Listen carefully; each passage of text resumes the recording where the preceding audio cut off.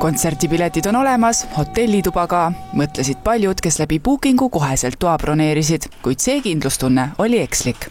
Novembri alguses saadeti hotellist väike kirjake, et hotelli on omanikku vahetanud ja siis nüüd 6 kuud peale seda on novembris saadetud kirja ehk siis 2. mail sain hotelli poolt bookingusse teate, kus oli kirjas, et nemad tehtud broneeringuid austada ei saa, sest hotell on omanikku vahetanud ja paluti mul endal need broneeringud ära tühistada. Lugu võtab alguse siis septembrist, siis kui ju hakkas pihta see operaatori vahetus. Meil oli siis kokkulepe eelmise operaatoriga Mogotel, et nad müüvad meid natukene nii-öelda edasi, et me peame ise võtma üle opereerimise novembrist. Ja et me ei alustaks siis täiesti nullist, nad siis võtsid vastutuse, et nad müüvad paar kuud ette, kuid nad ei pannud suve kinni. Ja seetõttu nad müüsid siis meid ka suvele, mida nad siis lepingu järgselt ei tohtinud teha.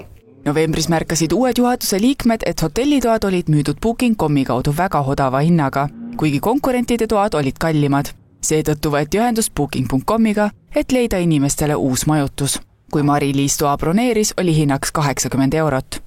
Sellel 2. mail, kui ma esimese teate sain, siis olid toad täitsa saadaval, päris palju, ta isegi ja hinnaks oli 404 € üks tuba 2 inimesele.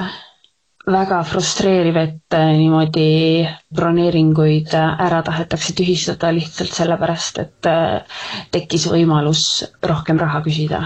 Kas broneeringute tühistamise põhjuseks oli tõepoolest omanikuvahetus või nähti siinkohal võimalust raha tegemiseks? Kas või kuivõrd siis siinkohal on teil ka põhjuseks võib-olla hoopis raha tegemine kui mitte midagi muud? 400 € on täiesti tavaline turuhind praegust meil siin. Et me oleme väike butiik hotell, et meil on see turismiturg iseenesest ei ole nagu tagasi veel tulnud täisjõuga pärast koroonat.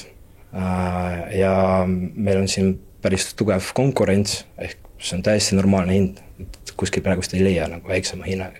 Kokku oli soodsama hinnaga broneeritud 35 tuba, enamus neist on nüüdseks tühistatud. Siiski mõni, sealhulgas Mari-Liisi broneering on veel tühistamata.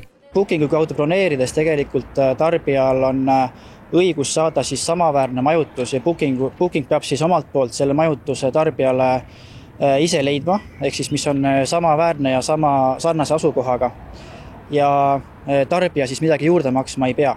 Teine variant on Bookinguga kokkuleppes ise kallim majutusasutus broneerida ning Booking hüvitab lisaväljaminekud. Kui nüüd see inimene seal Bookingus seda broneeringut ära ei tühista, seisab teil siin ukse ees sellel päeval, mis siis saab? Mis siis saab? On Booking support. Nad aitavad kogu aeg 24 tundi päevas, sest et mõnikord juhtuvad niimoodi olukorrad. Ma tean, et Booking.com võttis kõikidega ühendust. Ausalt öeldes see on sellise kontserti ootuse täiesti ära rikkunud.